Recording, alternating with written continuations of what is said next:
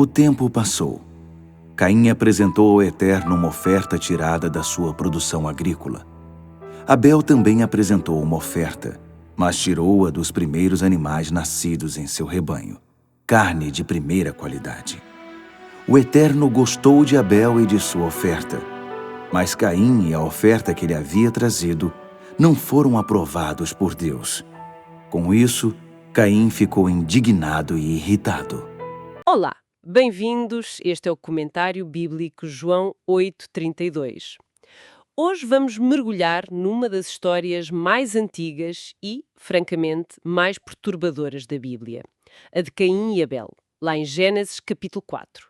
É uma daquelas histórias que, quase toda a gente conhece de nome, mas os detalhes são fascinantes. E vamos focar-nos num momento muito específico, o das ofertas a Deus. A pergunta que ecoa há séculos é: por que motivo é que a oferta de um irmão foi aceite e a do outro rejeitada? Assim, de forma tão categórica, o que é que se passou ali realmente? A nossa missão hoje, com base nos textos e nos comentários que temos, é tentar ir além da superfície. Queremos perceber o que esta narrativa nos ensina sobre adoração, sobre obediência e, talvez, o mais importante, sobre o que se passa dentro do coração humano. Para nos situarmos, vamos ler a passagem central, Gênesis 4, versículos 3 a 5. Vou usar uma tradução que acho que capta bem o tom. O tempo passou. Caim apresentou ao Eterno uma oferta tirada da sua produção agrícola.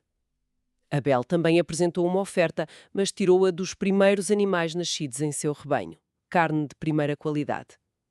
O Eterno gostou de Abel e de sua oferta, mas Caim e a oferta que ele havia trazido não foram aprovados por Deus. Com isso, Caim ficou indignado e irritado. Sabe, a primeira coisa que me salta aqui à vista é uma frase que eu honestamente sempre ignorei. O tempo passou. Parece só um detalhe. Uma forma de fazer a história avançar. Mas tem algum peso. Tem todo o peso, sem dúvida. Essa expressão, o tempo passou, é a chave para montar o cenário todo. Não é apenas uma transição. É um indicador de que o ato de ofertar não foi um impulso, algo que lhes ocorreu naquele dia. Então não foi olha, tive uma ideia, vamos dar um presente a Deus. Exatamente. Sugere que já existia uma prática, uma rotina, talvez até uma altura do ano para aquilo. Caim e Abel sabiam que era esperado que o fizessem. E isto diz-nos algo fundamental. A adoração já era parte da experiência humana, mesmo depois do Éden. Isso muda a perspectiva, de facto. Se era algo estabelecido, ambos tiveram um tempo para se preparar. O que nos leva àquela interpretação mais óbvia, não é? O problema estava na profissão. Sim, a ideia de que Deus prefere pastores a agricultores? Exato. Será que era isso? Que uma profissão era de alguma forma mais espiritual que a outra? É uma teoria muito popular, mas o texto não nos dá qualquer base para ela. Pelo contrário, a agricultura e o pastoreio são vocações perfeitamente legítimas ao longo de toda a Bíblia. A chave não está no quê, mas no como da oferta. E aí que entram os pormenores. É aí mesmo? Repare na forma como a oferta de Abel é descrita. Não diz apenas que trouxe um animal. Não. Diz que ele trouxe os primeiros animais nascidos e carne de primeira qualidade. A linguagem é muito deliberada. Há uma ênfase clara em duas coisas. Prioridade, os primeiros, e excelência, primeira qualidade. Ele deu o melhor do que tinha. O melhor do melhor. A nata do seu rebanho. Agora compare com Caim. A descrição é surpreendentemente neutra. Exato. Apresentou uma oferta tirada da sua produção agrícola. Fim. Não diz os primeiros frutos, não diz os melhores vegetais.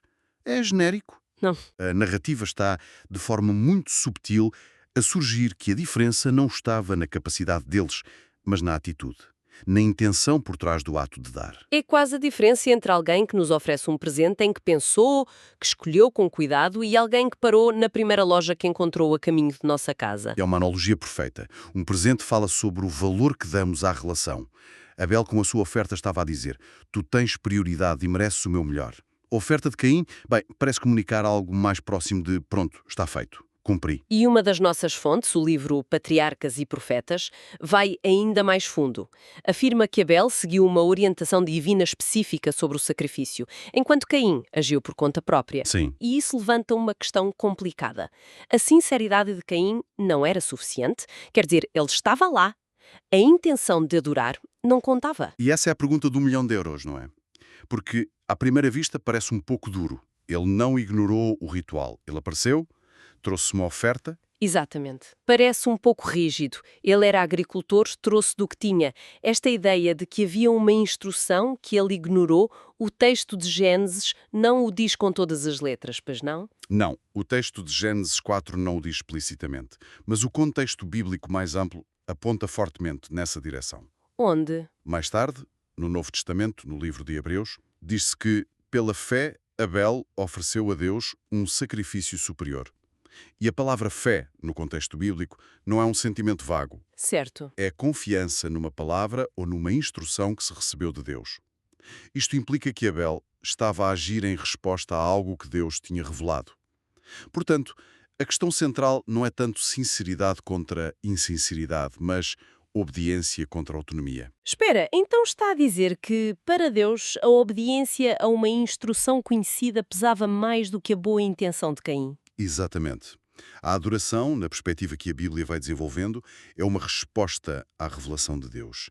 Não é só uma expressão espontânea do nosso sentimento. Havia, ao que tudo indica, uma receita. E Abel seguiu-a. Caim, bem, quem parece ter pensado que a sua versão era igualmente boa. Confiou no seu próprio julgamento. Ok, então a adoração aqui não é sobre criatividade, mas sobre confiança. Há uma frase nas nossas notas que resume isto de forma muito uau, muito poderosa. Abel traz o que foi indicado, Caim traz o que considera suficiente. É brutal. Na sua simplicidade, não é? É isso mesmo. Não se trata de Deus ser um burocrata celestial. Trata-se do fundamento da relação. Abel demonstrou confiança. Caim demonstrou autossuficiência. A aceitação divina depende da conformidade com a sua vontade. E há aqui um pormenor que confesso que nunca tinha reparado, mas que um dos comentadores, Klaus Westermann, aponta e que muda tudo, a ordem das palavras. Ah, sim. Importantíssimo. O texto diz que Deus gostou de Abel e depois de sua oferta. Isso é intencional, certo? Completamente intencional e é teologicamente explosivo. Essa ordem é uma revelação profunda de como Deus vê as coisas. Ele olha primeiro para a pessoa, para o coração. Só depois é que ele olha para o presente. Uau! Então a oferta não é analisada isoladamente, não é um item numa lista.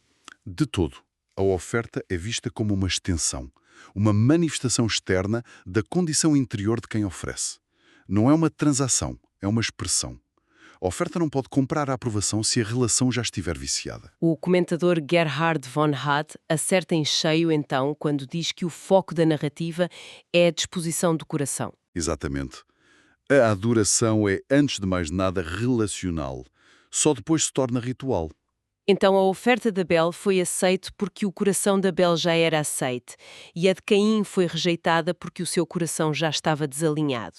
O presente que cada um trouxe apenas tornou visível o que já era uma realidade invisível. Perfeitamente dito. O presente apenas refletiu quem eles eram. E isto muda completamente o jogo. Porque se a oferta revela o coração, então a reação à rejeição é como uma radiografia da alma, não é? É o momento da verdade. E a reação de Caim é, bem, é explosiva. Sim, a oferta dele é rejeitada e a reação dele não é de humildade nem de curiosidade. Ele não se vira para Deus e pergunta: o que fiz de errado? Como posso melhorar? Não. O texto diz que ele ficou indignado e irritado.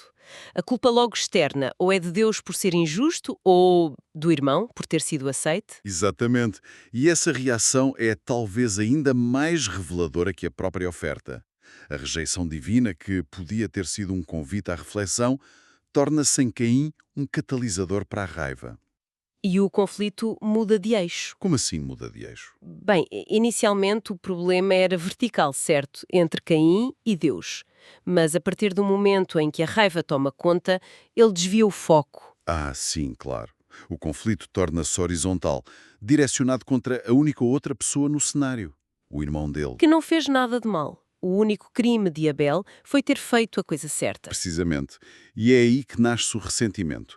O ressentimento floresce quando uma correção é vista como uma injustiça pessoal, não como uma oportunidade. Caim sentiu-se diminuído, injustiçado, e em vez de lidar com isso, projetou toda essa frustração no irmão. Abel tornou-se o alvo visível da sua raiva contra Deus. Exato. Portanto, o verdadeiro problema não foi a oferta da segunda categoria, mas o orgulho que não soube lidar com a avaliação. A oferta foi o sintoma, a reação foi o diagnóstico da doença. Então, no final desta nossa análise, ao juntarmos as peças todas, esta história vai muito além de uma simples lição sobre como fazer sacrifícios. Muito além. Parece que o que Gênesis 4 nos ensina é que Deus não está à procura de uma mera performance ritual. Não. Ele procura uma relação de confiança. A qualidade do que oferecemos, seja o que for, revela a prioridade que damos a essa relação. E a nossa reação quando somos corrigidos. Isso revela a nossa maturidade espiritual. É um espelho muito desconfortável, mas necessário. Sem dúvida. E isso leva-nos a um pensamento final, algo para ficarmos a refletir. Esta narrativa antiga funciona mesmo como um espelho para nós hoje. E convida a uma autoanálise honesta nas várias áreas da nossa vida quando oferecemos o nosso tempo, o nosso talento, os nossos recursos. Estamos a dar o nosso melhor, a nossa carne de primeira qualidade, em resposta ao que é pedido, ou estamos apenas a dar o que consideramos suficiente para cumprir um requisito? E talvez a pergunta mais reveladora de todas: quando o nosso esforço não é recebido como esperávamos, quando não temos o reconhecimento que achávamos merecer, qual é a nossa reação instintiva?